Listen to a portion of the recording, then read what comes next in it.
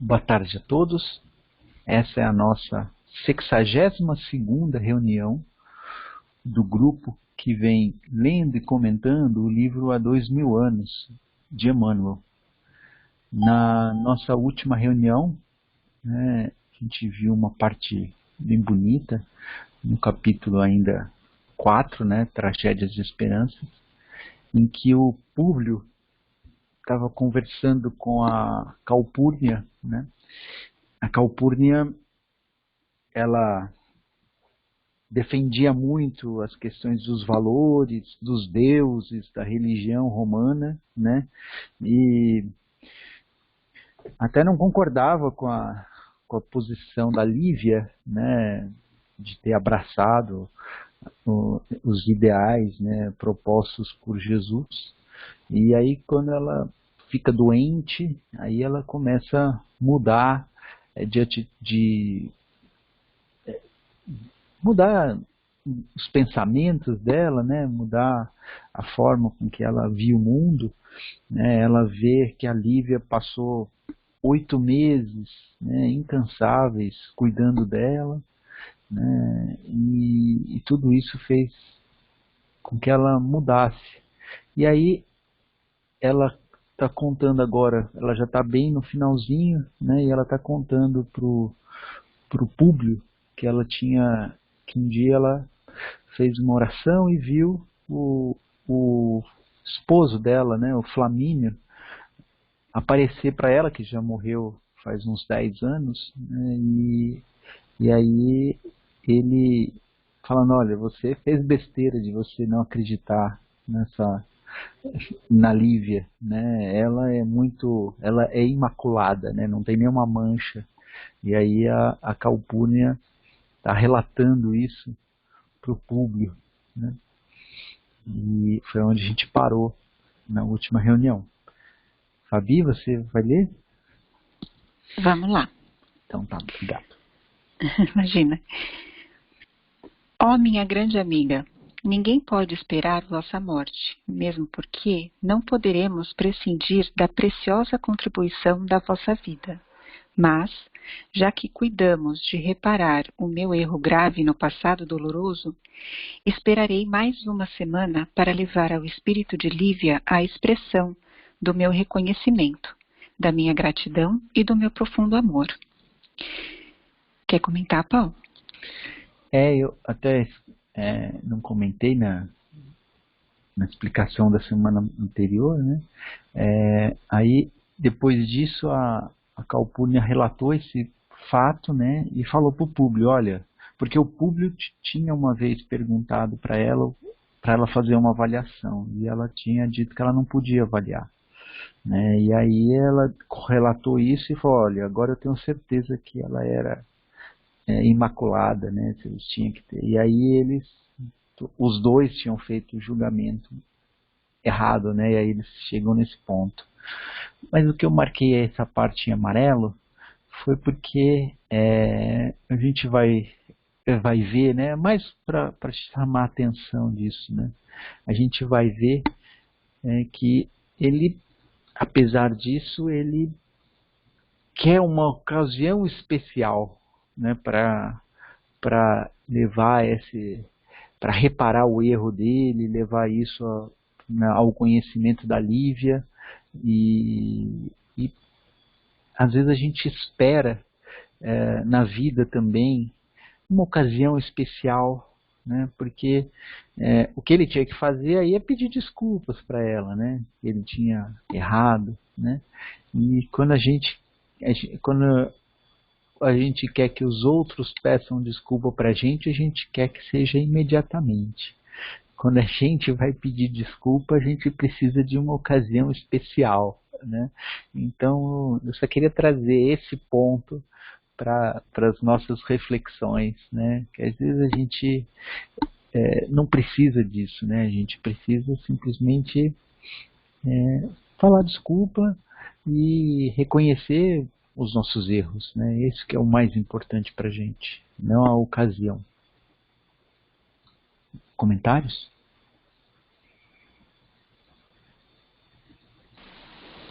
Eu também achei bem curioso isso, Paulo, de tanto a Calpurnia como ele, né, ficarem esperando e prolongando, porque ela também já sabia, né, que pelas visões que ela teve, né, e aí eu lembro que um pouquinho mais para cima ela até comenta, né, que ela pede para ele se desculpar por ela, né. E aí eu acho curioso isso, né? Porque realmente é como você falou, né? Quando é com a gente quer o reparo na hora. Mas quando é com os outros, a gente fica meio, né, esperando, será que eu vou? Será que eu não vou? E realmente, às vezes, a gente perde oportunidades, né? Então, eu entendi mesmo esse sentido aí que você colocou, que o quanto mais cedo a gente conseguir consertar aquilo que a gente percebeu que a gente errou, é melhor, né? É isso aí. Concordo. Quer continuar? Vamos lá. Essa parte aqui em rosa, Paulo, se você quiser... Quer que eu fale? Não, é só porque você sempre coloca uma introdução interessante nesse contexto aí, eu acho que eu perco um pouco. Para contextualizar, né, esse Sêneca, ele foi um político, um filósofo, né, ele fala aqui um advogado, escritor, muito importante ali. Ele vai comentar, né, que ele tinha sido, ele ajudou na educação do Nero, né? E ele vai ficar meio chateado com as atitudes do Nero, né? E ele era um cara importante, né? A gente está aqui no ano de 58, então ele vai morrer alguns anos depois, né? Mas ele já era 58 com 4, ele já tinha 62 anos de idade, ele já era uma pessoa respeitada, né?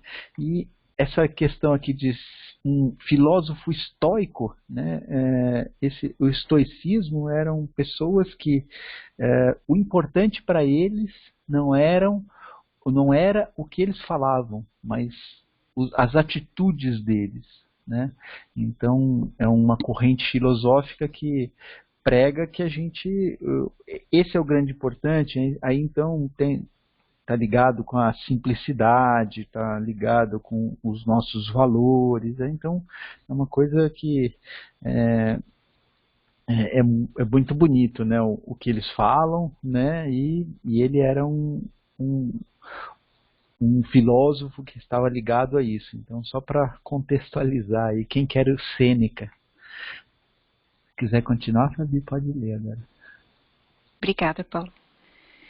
Irei à festa, a realizar-se sob os auspícios aqui, com apoio, né, eu acho que no sentido de Sêneca, que tudo tem feito por dissimular a penosa impressão causada pela conduta cruel do imperador, seu antigo discípulo. Depois de receber a coroa da suprema vitória de minha vida pública, trarei todas as condecorações aos pés de Lívia, com o preito, aqui, preito, acredito que está no sentido de demonstração, né, como uma homenagem, justo à sua angustiada existência de penosos sacrifícios domésticos. Ajoelhar-me-ei ante a sua figura santificada e, retirando da fronte a auréola do império, deporei as flores simbólicas a seus pés, que beijarei humildemente com o seu arrependimento as minhas lágrimas, traduzindo-lhe gratidão e amor infindos. Generosa ideia, meu filho, exclamou a enferma sensibilizada, e peço-te que a executes no momento oportuno, e no instante em que testemunhares a Lívia o teu amor supremo, dize-lhe que me perdoe, porque eu chorarei de alegria, vendo ambos felizes, lá das sombras tranquilas do meu sepulcro. Aqui foi essa parte, né, que eu comentei, que eu achei interessante ela falar, diz-lhe que me perdoe, né, ao invés dela mesma, ela deixa pro Públio essa incumbência dela, né, também. Ambos choravam, comovidos, silenciosamente. Em dado instante, A velha doente apertou a mão do amigo, como a dizer-lhe um supremo adeus. Calpurnia fixou nele os grandes olhos claros e a desprenderem irradiações misteriosas e, com lágrimas de emoção inexprimível, aqui no sentido de que não se pode exprimir, né? Exclamou comovidamente: Públio, peço, não te esqueças do prometido. Ajoelha-te aos pés de Lívia como aos de uma deusa, de renúncia e de bondade. Não te importe, a minha partida deste mundo vai à festa do Senado. Reparemos nossa falta grave. E agora, meu amigo, um último pedido. Vela por meus filhos como se fossem teus. Ensina-lhes ainda a honradez, a fortaleza, a sinceridade e o bem. Um dia, todos nós nos reuniremos na eternidade. Comentário? Eu marquei essa parte porque, né, no começo do livro, né, o Públio estava com essa dúvida, né, quando a filha dele estava doente, né, lá com lepra, se existia ou não. E começa o livro ele conversando com Flamínio, né, o marido da Calpurnia, sobre isso, né, e que o Flamínio tinha um escravo vindo de grego, né, se não me engano era Parmênides também o nome dele, e aí ele, conversando com ele, essa possibilidade, né, que os gregos tinham e que os romanos não acreditavam, né, nessa sobrevivência da nossa alma, do nosso espírito, né? E aí a gente vê, né, que o Públio, por conta das coisas, ele ficou muito pensando nas questões ligadas do mundo, né?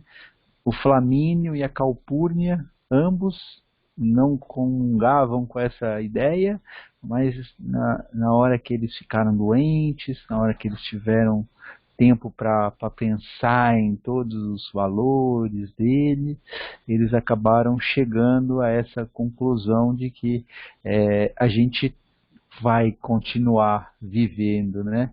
A gente só não vai estar nesse corpo aqui. Então, eu achei essa parte interessante.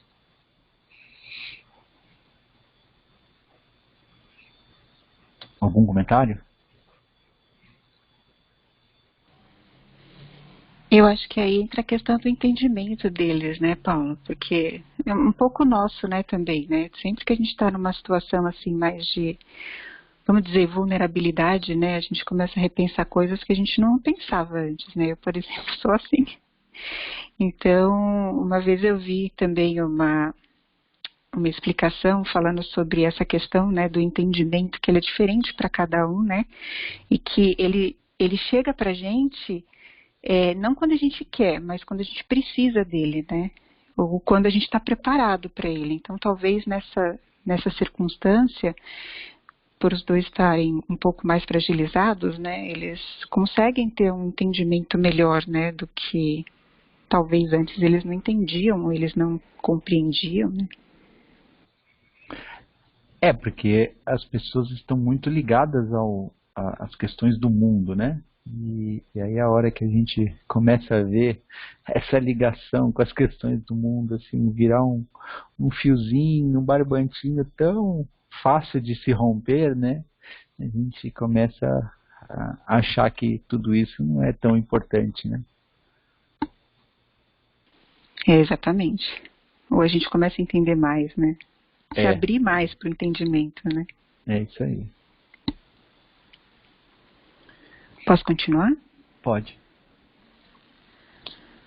Públio Lentulus apertou-lhe as mãos, sensibilizado, ajeitando-lhe nas sedosas almofadas a cabeça encanecida, enquanto lágrimas de comoção lhe embargavam a voz. Havia muito que a enferma era atacada subitamente de periódicas e prolongadas dispneias. Aqui, a dispneia é uma dificuldade de respiração, né? O senador abriu as portas do largo aposento onde Lívia acorreu pressurosa, aqui zelosa, né? Como enfermeira de todos os instantes, enquanto Flávia e algumas servas acudiam com ungüentos e outras panaceias. Aqui a panaceia é aquele remédio, né, que eles dizem que tem o poder de curar todos os males, né? Na época ele era muito usado, né, Paulo? Não sei se na medicina do tempo, né? Eles acreditavam muito nessa tal dessa panaceia, né? Uhum.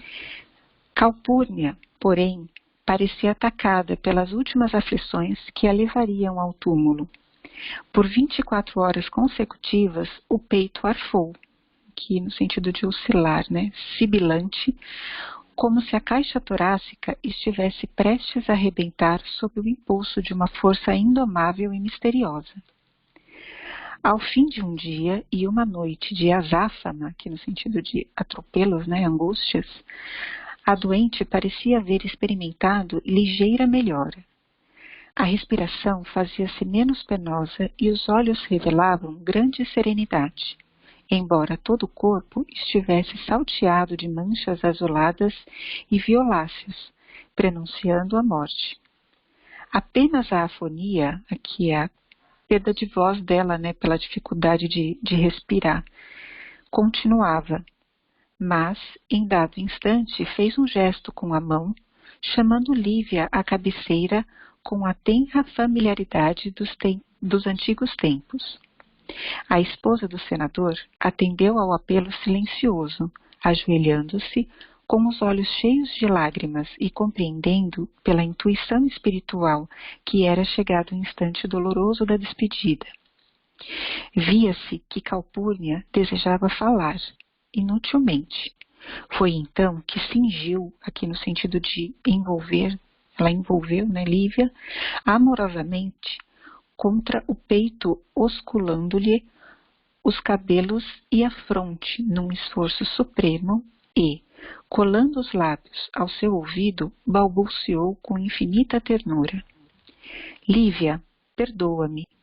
Somente a interpelada escutara o brado cício, aqui é como se fosse um sussurro, né, da agonizante. Foram essas as derradeiras palavras de Calpurnia. Dir-se-ia que sua alma valorosa necessitava tão somente daquele último apelo para conseguir desvencilhar-se da terra, elevando-se ao paraíso. Comentário. Eu marquei essa parte que a gente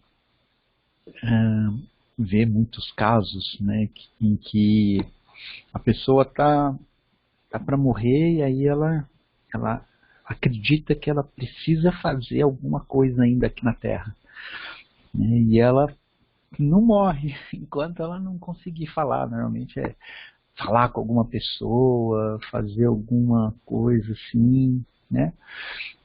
E é isso, eu acho que isso é muito importante. Eu tenho um amigo, né? Tenho ainda, porque ele voltou pro outro lado, né? Faz pouco tempo, mas com ele aconteceu exatamente isso, né? A esposa dele me contou, né, que ela me ligou, acho que no sábado, no domingo, falando, olha, dessa semana ele não passa, né? E aí depois, né, que realmente na quinta-feira ele faleceu, né, ela me falou, na quarta-feira ele conseguiu falar com aquela pessoa que ele queria, né, e aí ele já podia ir. Então, isso aí a gente vê lê livros espíritas, isso, mas isso também acontece no nosso mundo, né? Era isso que eu queria dividir com vocês. Que às vezes a gente sente essa necessidade, né, de reparar, de fazer algum ato antes de ir embora, né? Comentários?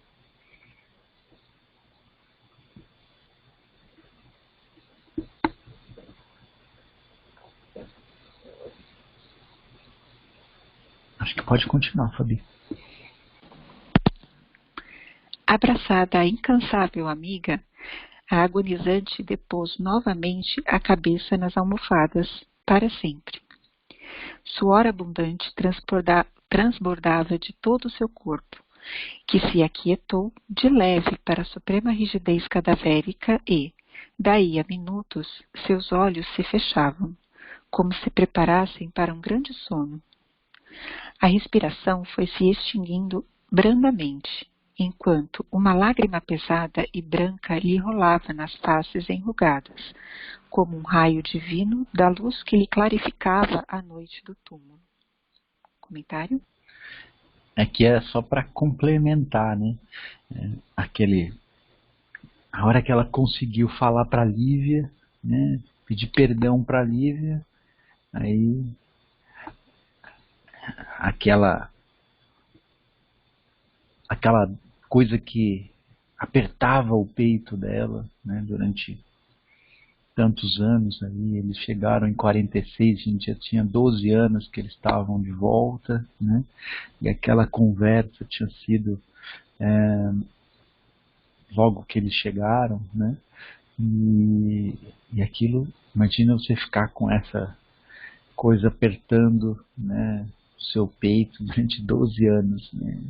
E aí chega uma hora que, a hora que você consegue dar vazão a isso, tem esse raio de luz, né, que clarifica, né? Assim, você sente que tá tudo bem agora, né? Você sente o ar diferente, tudo diferente, né? É isso que eu queria marcar aqui. Mas, às vezes não é nem só o episódio da morte, né, Paulo? Às vezes é alguma coisa assim no nosso dia a dia que falta a gente fazer, que quando a gente faz dá aquele alívio, né? Perfeito. Não precisa esperar pra morrer, né? Eu não sei como é que essa sensação ainda. Com certeza ela deve existir, mas eu digo, no meu dia a dia, às vezes tem algumas coisas assim que eu também, às vezes eu fico protelando, sabe? E aí quando eu faço, eu falo, nossa gente, por que eu não fiz isso antes? Dá um alívio, né? Comigo aconteceu uma vez também, eu estava numa situação assim, né, que eu tinha que fazer uma coisa e eu estava protelando, como você falou. Aí eu marquei para falar com a pessoa, assim, para dali uma semana, né? Nossa, aquela semana foi difícil de passar, então aquela angústia, né? Aí, quando chegou, né, eu falei, aí, nossa, eu falei, por que eu não falei para falar, né? Por que eu não marquei antes, né? Uma semana demorou muito tempo, fiquei com aquela angústia toda condensada, né? Porque a gente às vezes também coloca um cenário todo nosso em cima da situação que ele nem existe, né? E aí quando a situação acontece, é da cabeça nossa. E quando ela acontece de um jeito tão, assim, natural mesmo, que não é penoso, né? Não é pesado. A gente fica colocando aquele peso naquela situação antes de resolver, né? Como a gente sofre sem precisar, né? Exatamente. Perfeito. Acho que ninguém mais abriu o microfone. Se quiser continuar. As portas do palácio abriram-se, então, para os tributos afetuosos da sociedade romana. As exéquias, aqui as cerimônias fúnebres, né, da valorosa matrona, compareceu o que a cidade possuía de mais nobre e mais fino, em sua aristocracia espiritual, dado o elevado conceito em que eram tidas as peregrinas virtudes da morta. Terminadas as cerimônias da incineração e guardadas as cinzas ilustres da nobre Patrícia nas sombras do jazigo familiar, Flávia Lentulha assumiu a direção da casa, enquanto seus pais voltavam à residência do Aventino para o necessário descanso. Faltavam somente 4 dias para a realização das grandes festas, em que mais de uma centena de senadores receberia a auréola do supremo triunfo na vida pública. Públio Lentulus, que servia dos homenageados na festa memorável, não obstante o luto da família, aguardava o grande momento com ansiedade. É que, recebida a expressão suprema da vitória de um homem de Estado, levá-la-ia aos pés da esposa, como símbolo perene do seu afeto e do seu reconhecimento da vida inteira. No seu íntimo, arquitetava a maneira mais doce de se dirigir novamente à companheira, no timbre caricioso e suave que a sua voz havia perdido há 25 anos, e, verificando a continuidade do seu amor, cada vez mais profundo, pela esposa, esperava ansiosamente um instante da sua reintegração na felicidade doméstica. Comentário? Aqui era mais para a continuação daquele primeiro, né? Que ele ia esperar alguma coisa acontecer, né? É só para fechar aquela ideia, né? E aí ele tinha que ter receber essas honras todas para e levar aos pés da Lívia, né? Aquelas honras, mas ela não queria aquilo lá. Ela queria. Eu ia falar exatamente isso, Paulo. Provavelmente ela não se importava com aquilo, que se importava com isso era ele. Exatamente, eu ia falar exatamente isso, que tudo isso é da cabeça dele, né? Ela era tão simples que para ela não ia precisar nada disso, né? Mas ele criou todo um cenário, todo, né? Uhum. Algum outro comentário? Pode continuar.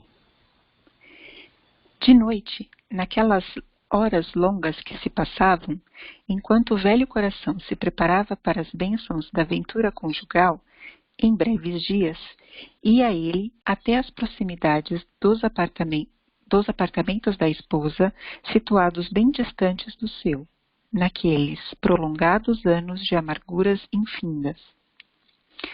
Na antevéspera das grandes festividades a que nos referimos, seriam 23 horas quando a sua figura se postara em frente aos aposentos da companheira, antegozando o ditoso momento da penitência, que significava para ele uma alegria suprema.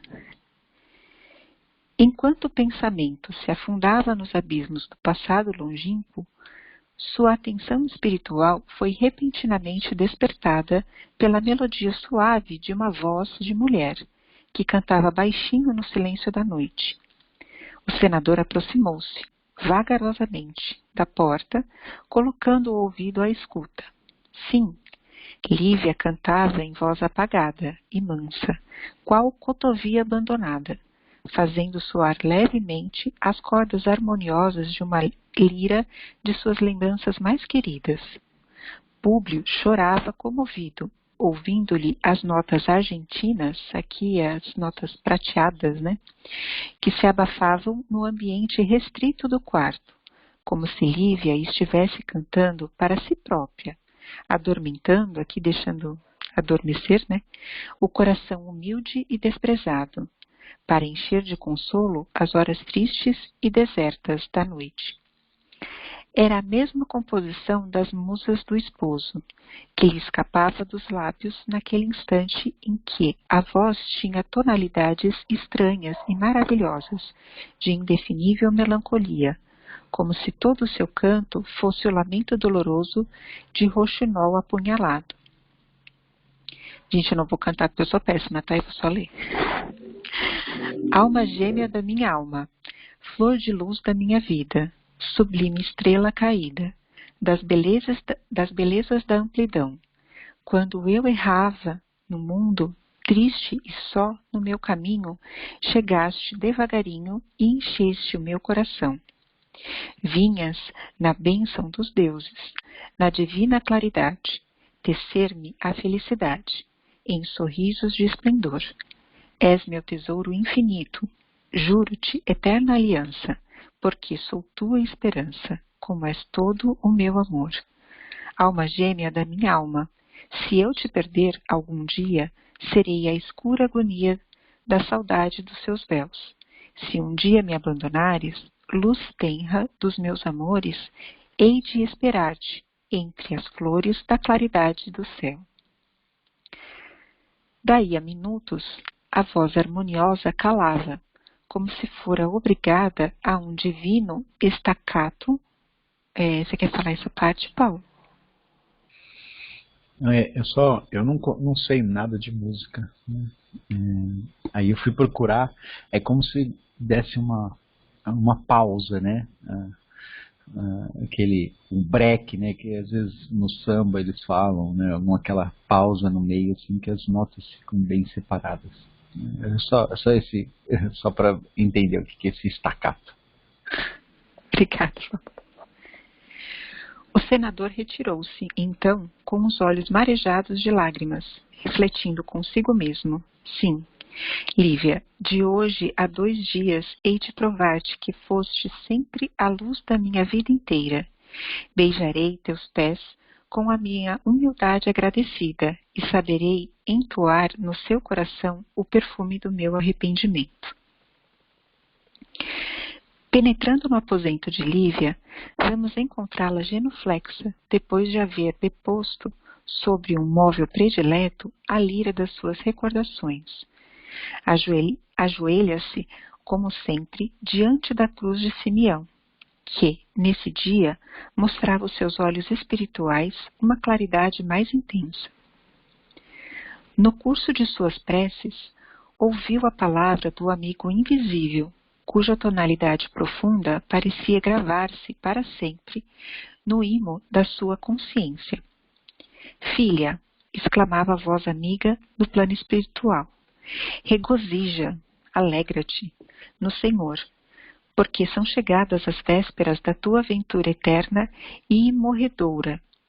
Eleva o pensamento humilde a Jesus, porque não está longe o instante ditoso da tua gloriosa entrada no seu reino. Lívia deixou transparecer no olhar uma atitude de alegria e surpresa, mas, cheia de confiança e fé na providência divina, guardou nos refolhos, nas dobras, né, mais íntimos do coração, o conforto daquelas palavras sacrossantas. Aqui a gente vai começar o capítulo 5, né, Paulo? Você quer falar alguma coisa? Não, acho que não. Pode continuar. Tá. Aqui, capítulo 5, né, nas catacumbas da fé e no círculo do martírio. No dia imediato à cena que acabamos de descrever, vamos encontrar juntas as 2 amigas que, longe de serem a senhora e a serva, eram 2 almas unidas pelos mesmos ideais, ligadas pelos elos mais santos do coração. Ana acabava de chegar à casa, depois de cumprir algumas obrigações no Fórum Olitorium, aqui é o mercado de legumes da época, né? Isso. Como se fosse uma feira, né? Era um prédio meio importante, assim, onde tinha tipo um mercado. Tá. Obrigada, Paulo. Quando, encontrando Lívia mais a sós, lhe disse confidencialmente: Senhora, hoje à noite uma nova voz se levantará no santuário das catacumbas, para as pregações da nossa fé. Amigos nossos me avisaram esta manhã que, já há alguns dias, se encontra na cidade um emissário da igreja. Aqui, você quer falar, Paulo? Não, é só para... É da igreja de Antioquia, né? Antioquia era uma cidade que ficava assim, como hoje vai no norte do Líbano, ali na divisa com a Turquia, perto da Síria, naquele pedacinho, só que no Líbano, né? Perto do mar Mediterrâneo. Né? E aí ele fala, e essa pessoa que veio é o João de Cleófas, que é um daqueles 2 discípulos, né, que estavam com Jesus na estrada de Emaús. Uma vez eu já contei para vocês, né, que eu gosto muito dessa história de Jesus na estrada de Emaús, que ele está caminhando, ele tinha acabado de morrer, né, e aí tinha dois seguidores dele conversando, chateados, né, pelo ter morrido, tal, e nem entendia nada. E ele aparece lá no meio deles e começa a conversar com eles, né, e aí ele vai explicando tudo o que aconteceu para eles ficarem mais tranquilos, né, o coração mais aliviado. E eles não reconhecem Jesus, né? E aí eles já estão com o coração assim mais tranquilos, tudo. Eles chegam num lugar e aí eles falam, insistem, né, já que eles tinham recebido, né, toda essa paz, né, dessa pessoa desconhecida ali que estava andando junto com eles na estrada, eles, não, vem jantar com a gente. Aí quando Jesus vai partir o pão, né, aí que eles percebem que aquele cara que tinha acompanhado, né, nessa jornada e tinha explicado as coisas para eles e tinha deixado o coração deles bem mais aliviados, era Jesus. E é o símbolo que tem no nosso grupo aí do WhatsApp. Eu gosto dessa Jesus na estrada de Emaús. Isso que eu quis também colocar aí para vocês. Pode seguir. Obrigada, Paulo. Ah. Portador de significativas revelações para nós outros, os cristãos dessa cidade. Lívia deixou transparecer um clarão de íntimo contentamento nos olhos, exclamando: "Ah, sim, havemos de ir hoje às catacumbas. Tenho necessidade de comungar com os nossos irmãos de crença nas mesmas vibrações da nossa fé. Além disso, preciso agradecer ao Senhor a misericórdia das suas graças imensas." E elevando um pouco a voz, como se desejasse comunicar à amiga o santo júbilo de suas esperanças mais íntimas, exclamou com um tenro sorriso a lhe irradiar no semblante calmo: "Ana, desde a morte de Calpurnia, noto que Públio está mais sereno e mais esclarecido. Nestes últimos dias, tem-me dirigido a palavra com a ternura de outros tempos, havendo-me afirmado, ainda ontem, que seu coração me reserva doce surpresa para amanhã, depois da sua vitória suprema na vida pública. Sinto que é muito tarde para que seja novamente feliz neste mundo, mas, em suma, estou intimamente satisfeita porque nunca desejei morrer em desarmonia com um companheiro que Deus me concedeu nas lutas e alegrias da vida. Acredito que nunca me perdoará o crime de infidelidade que julgo haver eu praticado há 25 anos, mas choro de contentamento ao reconhecer que Públio me sente redimida ante a severidade de seus olhos." Comentário? O Públio estava esperando aquela ocasião importante, né, para falar para ela, para oferecer um monte de coisa para ela, mas só a mudança de atitude dele já fez com que ela percebesse isso, né? Então, eu acho que é isso que era o que eu queria mostrar aqui, né? Às vezes a gente fica esperando muita coisa acontecer e a simples mudança de atitude da gente que faz toda a diferença. Ela não precisava de mais nada ali, né? Ali ela já estava satisfeita, só com a mudança de atitude dele. Ô Paulo, Oi. mas eu tô morrendo de dó dela, porque minha mãe falava assim, depois que a vaca passa, não adianta fechar a porteira. Tô morrendo de dó dela, viu? Esse cara, eu não sei se merece ela não, viu?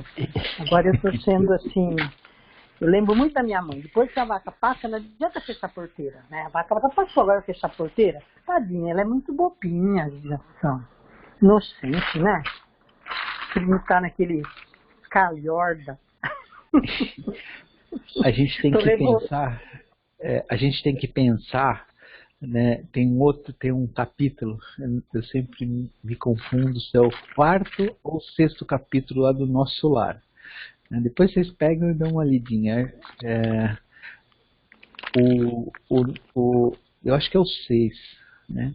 Mas o André Luiz, né, tinha voltado lá, tinha conseguido ser resgatado lá do umbral onde ele estava, né? E estava chateado que falaram para ele que ele tinha tido um suicídio inconsciente e tal, então ele ficou meio chateado e tal. E aí, depois disso, ele foi dado um tempo para ele se recuperar, né? E aí um- um- o Clarencio foi lá no quarto dele no hospital visitá-lo um dia. Ele chegou e falou assim: bom dia, né? Tá melhorzinho? E aí o André Luiz já estava se sentindo mais recuperado, né, de tudo aquilo que ele tinha passado, né? Aí começou a reclamar, e ele deixou ele falando, né? Reclamar. A hora que ele não tinha mais o que falar, né? A hora que ele falou tudo que ele queria, reclamou tudo que ele queria, ele começou a responder para todas aquelas reclamações, né, a visão dele, né, do que era. E aí o André Luiz começou a, né, escutar aquilo lá, se sentindo cada vez menor. Aí chegou uma hora assim, ele pensou, né, ele fala lá assim: ai meu Deus, por que ele não para de falar, né? Ele só estava respondendo as reclamações dele. Aí a hora que ele terminou de responder tudo, o André Luiz já estava com o ego dele, com a autoestima dele, né, totalmente anulada, né? Aí ele parou um pouquinho assim, né? E aí falou assim: ó, como você tá? Melhorzinho? Naquela assim, ó, então vamos esquecer tudo isso que aconteceu, vamos começar de novo, né? Eu acho isso muito significativo, né? Porque assim, não interessa o que o Públio fez, entendeu? Ele fez, né? Agora a gente sempre tem muitas chances para se redimir, para fazer as coisas diferentes. O Públio não teve a chance de ter essa vida, de ser senador, de ter todo o poder de novo, da mesma forma como ele teve antes, para fazer uma coisa diferente, né? E a gente ainda vai ver muita coisa, a gente vai ver que ele vai mudar muito a partir de agora, né? Esse daqui vai ser um ponto, da mesma forma com que quando a Lívia encontrou Jesus, foi um ponto, né, de inflexão, um ponto de mudança extrema da atitude dela, né? Ela mudou muito mais, né? Ela já era uma pessoa já elevada, né, com coisas assim boas, mas a partir daquele momento ela mudou a atitude. A gente vai ver que agora, né, vai ser esse ponto para o Públio, né? O Públio vai mudar também de atitude a partir de agora. Agora vai ser outro Públio que a gente vai ver no livro.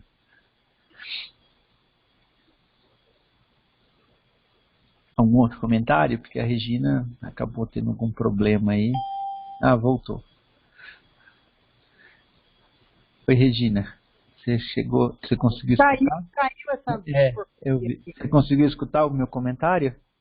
Eu escutei, mas acho que eu sou um pouquinho, não sei se é vingativa a palavra certa, mas eu ia dar uma liçãozinha nesse cara, ia dar uma frescurinha, sabe? Aquela assim, ai não, ele merecia. Eu sei que eu estou errada, mas meu coração está falando que ele merecia um puxão de orelha, sabe? Aquele puxão de orelha bem dado, que a mãe dá na gente.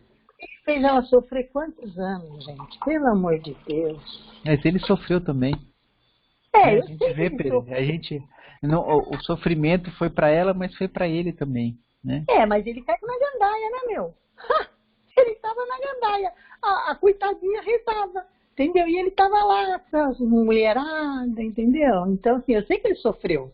No fundo do coração, aquilo lá era só para inglês ver, como a gente fala, né? Mas o livro não fala isso, não, de ter caído na... O Plínio, não, né, que caiu na gandaia. Ele não caiu na gandaia junto? Não, Caiu, não falou, não. Acho que não. Acho que aí... Será que é coisa minha, então? Eles não falam nada. Eu não estou falando nem que sim, nem que não. Eu só estou falando o livro não fala. Agora, não sei se caiu ou não. Mas quem foi para a gandaia foi o Plínio, né? O Plínio, marido da filha, né? O genro. Mas será que ele não levava o sogrinho lá? Não sei. Então, sei. Mas ele merecia um puxãozinho de orelha. Ainda tô no puxão de orelha. Quem sabe daqui a pouco meu coração muda aqui, mas merecia um puxãozinho de orelha, assim, sem vergonha. Eu acho que o maior puxão de orelha que ele vai ter mais pra frente, né? Quando ele... Bom, é que eu não O vou puxão de dar orelha que ele spoiler, vai né? dar nele, né? Exatamente. Eu acho que a consciência dele vai ser o puxão de orelha dele mais pra frente, né? Eu acho Concordo. que, pelo menos que eu percebi, ele realmente se arrependeu extremamente, assim. Então, eu acho que o maior arrependimento, a consciência dele vai ser a maior punição, vamos dizer assim, que ele vai ter, né? É isso aí, concordo. A gente tem que se preocupar com dar puxão de orelha na gente, né? Pra gente não repetir as mesmas besteiras. E os outros, deixa que cada um vai dar o seu puxão de orelha. Tem um Com certeza. ditado que diz assim, que de vez em quando a gente precisa caminhar sob o sol ardido para recolher do varal a peça que nos pertence. Então ele vai recolher bastante peça aí, viu? Então assim, eu acho que às vezes, eu concordo com vocês, eu acho que o sacrifício, a questão dele toda com a Lívia é mais de consciência mesmo, e o remorso que vai ficar para ele, né? Eu acho que isso é uma dor muito maior do que qualquer outra que talvez pudesse acontecer com ele, porque é dele com ele mesmo, né? Eu acho que essa é a mais dura da gente tentar curar e da gente tentar vencer, né? Não sei. É isso aí, eu concordo. Mais comentários?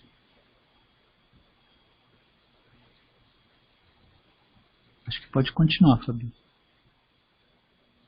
E chorava comovida, enquanto a velha criada lhe afiançava que lhe garantia com ternura. Sim, minha senhora, talvez tenha ele reconhecido as suas abnegações aqui, as suas renúncias, eu acho que está nesse sentido, né? Santificantes no lar, nestes longos anos de sacrifícios abençoados. Agradeço a Jesus tamanha misericórdia, replicou Lívia, sensibilizada. Suponho, mesmo, que não estou longe de partir para o mundo das realidades celestes, onde todos os sofredores hão de ser consolados. E depois de ligeira pausa, continuou. Ainda ontem, quando orava junto à cruz singela, lá no quarto, ouvi uma voz que me anunciava o reino de Jesus para muito breve. Ouvindo-a, Ana lembrou-se subitamente de Simeão e das horas que antecederam os seus sacrifícios, mergulhando-se em dolorosas cismas. Suas recordações remontavam ao passado longínquo, quando a voz de Lívia novamente a despertou nestes termos. Ana, dizia com as heróicas decisões da sua fé, não sei como serei chamada pelo Messias, mas, na hipótese da minha breve partida, peço-te continuares nesta casa, no teu apostolado de trabalho e sacrifícios, porque Jesus há de abençoar-te os labores santificantes. A antiga serva dos Lentulus queria dar novo rumo à conversação pungente e exclamou com a serenidade criteriosa que lhe conhecemos. Senhora, sabe Deus qual de nós partirá primeiro? Esqueçamos hoje este assunto para pensar tão somente nas suas santificadas alegrias. E, como para encerrar a angustiada impressão daquela palestra íntima, rematou está no sentido de terminou, né? Perguntando confidencialmente. Então, iremos hoje, de fato, às catacumbas? Sim, fica combinado. À noitinha partiremos para as nossas orações e carinhosas lembranças do Messias Nazareno. Tenho necessidade desse desafogo, que é desabafo, né? espiritual, após os longos meses que estive retida junto à minha nobre Calpurnia. Além disso, desejo pedir aos nossos irmãos que orem comigo por ela, testemunhando ao mesmo tempo ao Senhor meu sincero agradecimento pelas suas graças divinas. Ao partirmos, peço-te, me atives a memória, pois quero levar ao novo apóstolo uma espórtula, que no sentido de doação, né? Destinada à igreja de Antioquia. Se amanhã Públio vai receber o supremo galardão, que a recompensa, né, do homem do mundo, quero rogar a Jesus que não lhe abandone o coração intrépido, corajoso, né, e generoso, para que as vaidades da terra não o inibam de buscar algum dia o reino maravilhoso do céu. Assim entendidas, separaram-se na azáfama, aqui na urgência, né, dos afazeres domésticos, e, enquanto o senador, durante todo o dia, tomava providências numerosas para que nada faltasse ao brilho pessoal do seu grande triunfo no dia imediato, Lívia passava as horas de alma voltada para o Cristo, em preces fervorosas.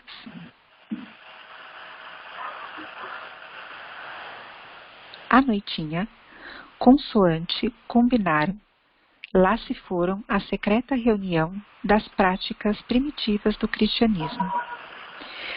Todos os servos graduados do palácio viram-nas sair, sem preocupação nem surpresa.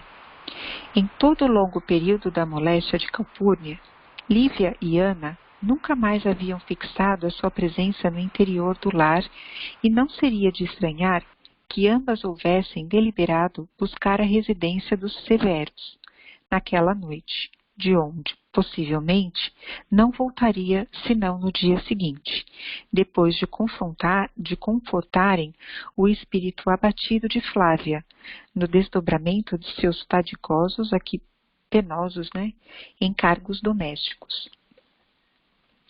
Foi assim que as horas passaram, tranquilas e descuidadas. E quando o senador se aproximou dos aposentos da esposa, antegozando as profundas alegrias esperadas para o dia seguinte, presumiu, no pesado silêncio ali reinante, a significação do seu calmo repouso, nas asas leves e cariciosas do sono, imaginando que Lívia descansava na paz soberana da noite. Públio Lentulus recolheu-se ao seu gabinete particular com um cérebro referto de radiosas esperanças, no propósito de se penitenciar de todos os seus erros passados. Lívia, porém, em companhia de Ana, aproveitara-se das primeiras sombras da noite para atingir as catacumbas. Passava das 19 horas, quando ambas se ocultavam entre as pedras abandonadas que davam acesso aos subterrâneos, onde se amontoava a velha poeira dos mortos. Num vasto espaço abobadado, aqui em forma de abóbada, né, arqueado, que servia outrora às assembleias das cooperativas funerárias, reunia-se grande número de pessoas em torno da figura simpática e generosa do culto pregador, que chegara da Síria distante. A um canto, erguia-se improvisada tribuna, para onde, daí a minutos, subia João de Cleófas, dentro do halo de doçura que lhe aureolava a singular individualidade. O apóstolo de Antioquia trazia à cabeça os primeiros cabelos brancos e toda a sua figura estava saturada de forte magnetismo pessoal, que ligava intimamente a sua personalidade e quantos se lhe aproximavam, levados pela doce afinidade da crença e dos sentimentos profundos. Comentário? Eu fico imaginando, né, se uma pessoa que teve a oportunidade de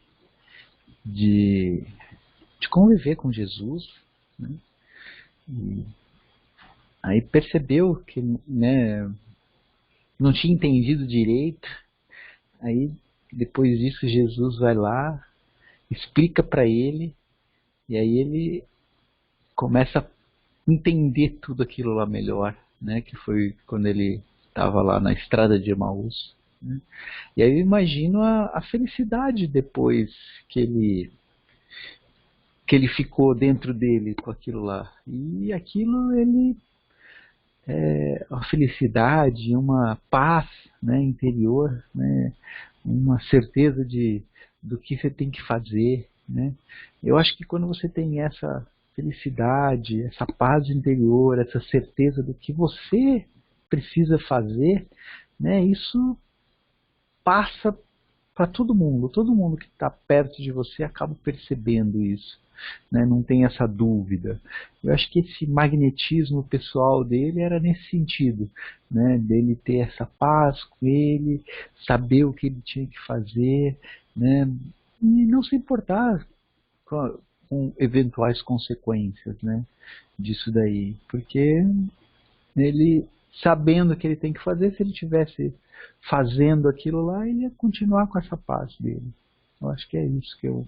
Por isso que eu marquei isso, e isso me marcou nesse sentido, né? Eu fiquei pensando nisso. Comentários?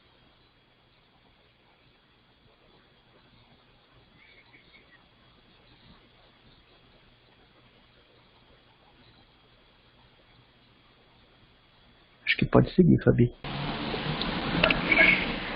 Todos os presentes pareciam empolgados por sua palavra sedutora e impressionante, que se fez ouvir por quase 2 horas sucessivas, caindo no coração do auditório como o orvalho sublime da eloquência celeste. Conceitos elevados, proféticas observações, ressoavam pelas arcadas silenciosas e sombrias, fracamente iluminadas pela claridade de algumas tochas. De fato, a Assembleia tinha razão de se eletrizar com aquele doloroso e sublime profetismo, porque João de Cleófas pronunciava profunda alocução, que um discurso breve, né? Mais ou menos nestes termos: Irmãos, seja convosco a paz do Cordeiro de Deus, nosso Senhor Jesus Cristo, na intimidade de vossa consciência e no santuário do vosso coração. O santo patriarca de Antioquia, nas suas preces e meditações de cada dia, recebeu numerosas revelações do Messias, ordenando a vinda de um mensageiro ao ambiente de vossos trabalhos na capital do mundo, a fim de anunciar-vos grandes coisas. Pelas revelações do Espírito Santo, os cristãos desta cidade impiedosa foram escolhidos pelo Cordeiro para o grande sacrifício. E eu vos venho anunciar nossa breve entrada no reino de Deus, em nome dos seus apóstolos bem-amados.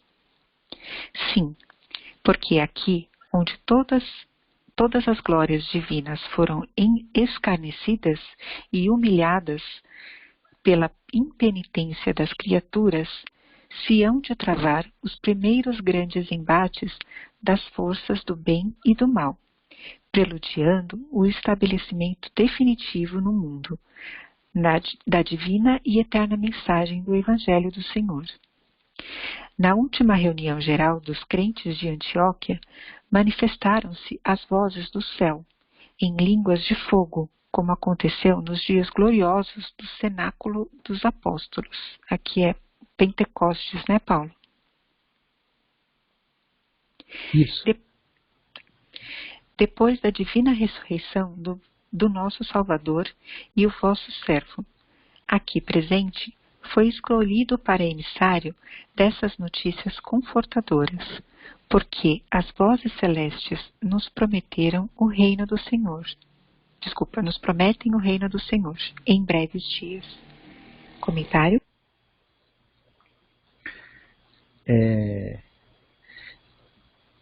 Você pensar, né, que você vai com uma missão dessa, né, de chegar e falar com um monte de gente, e falar, ó, chegou a hora de vocês, né?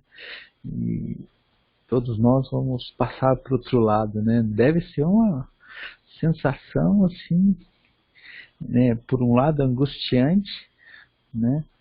Por um outro lado, né? Você deve falar assim, nossa, eu tenho que me manter tranquilo, né? Porque a única coisa que eu posso fazer para essas pessoas é me manter tranquilo, né? Se a gente aquela pessoa que está, uma vez eu escutei isso, né? Aquela pessoa que está liderando, né? Uma equipe, qualquer, né? O líder, né? Se a gente perceber nele um receio, né, todo mundo vai ficar desesperado. Fala, pô, se ele que tá comandando, ele que está liderando, tá com receio, todas as outras pessoas vão ficar desesperadas, né? Então, eu acho que é isso, né? Você receber uma missão dessa deve ser uma coisa muito difícil, né? Você tem que buscar forças aonde provavelmente você não tem, né? Para pelo menos, né, não deixar transparecer para aquela multidão que tem muito menos conhecimento, muito menos preparo que você, né? Se elas virem que você não está seguro, elas vão se desesperar, né? Eu acho que isso deve ser uma tarefa bastante complicada, né? A gente está numa posição dessa, né? De liderança num momento grave, né? Em que você precisa mostrar tranquilidade para os seus comandados. Comentários? Eu, particularmente, já recusei essas coisas de liderança justamente por me sentir, como é que eu vou dizer, incapaz de ter tanta força assim, sabe? Porque às vezes realmente é o que você falou, Paulo, às vezes a gente tem que demonstrar o exemplo, né? Demonstrar força diante de várias pessoas, né? E às vezes nem a gente tem tanta certeza assim, e nem a gente tem tanta convicção assim, mas a gente vai de qualquer jeito, né? Só que assim, quem está numa posição de liderança é sempre um espelho, né? É sempre observado, né? E é uma posição que eu costumo dizer que é bem inglória, né? Porque invariavelmente você vai ser mal interpretado e você, por mais que você faça aquilo da melhor maneira possível, sempre vai ter alguém que vai te interpretar de uma outra forma que não era a que você inicialmente queria, né? Então, assim, eu particularmente acho bem inglório, assim, essa posição e já recusei algumas vezes porque eu não me sentia capaz de lidar com esse tipo de coisa, porque no fundo você acaba lidando com o ego das pessoas, né? E aí isso que eu acho que é mais complicado, né? Porque a parte prática da coisa a gente até dá conta, mas lidar com o ego das pessoas é que é complicado também, né? Com certeza. E comigo aconteceu uma coisa engraçada, né? Porque eu não queria saber de assumir papéis assim como você, Fabi. E até um dia que na quarta-feira à noite pediram para eu assumir um papel desse no Noel e na quinta-feira de manhã no meu trabalho. Aí eu ainda falei, putz, eu tenho que enfrentar esse desafio. Acho que eu tenho que enfrentar esse desafio, né? E foi muito engraçado, né? Aí, e é assim, a gente tem que aprender com isso, né? A gente tem que aprender. No começo foi bem mais complicado, né? Eu acho que é um aprendizado. Acho que todos temos que passar por isso. Com certeza, deve ser um grande aprendizado. Só não me sinto capaz disso agora. Um dia talvez, mas hoje em dia... Eu também, até na quarta-feira à tarde, eu não me sentia. Mas às vezes Deus te coloca numa posição que você se vê obrigado entre aspas, né? Que ele falou, agora tá aí, né? Que é como o Emmanuel fala, né? Uma vez ele falou pro Chico, né? Quando o servidor tá pronto, o serviço aparece. Então, o serviço aparecia, você tinha que dar conta, né? É isso aí. Mas é complicado, realmente é o que você falou, deve ser de muito aprendizado mesmo. Eu acho que a gente pode parar aqui, senão acho que a gente não vai conseguir terminar todo a palavra dele, aí a gente Tudo bem. aproveita o perfume, né, de tudo que ele está dizendo na próxima reunião também, e termina na próxima reunião. Tá bom? Porque a gente já está, acho que adiantado aí na hora, para não ter problema depois de eu subir. Tá bom, Paulo, combinado.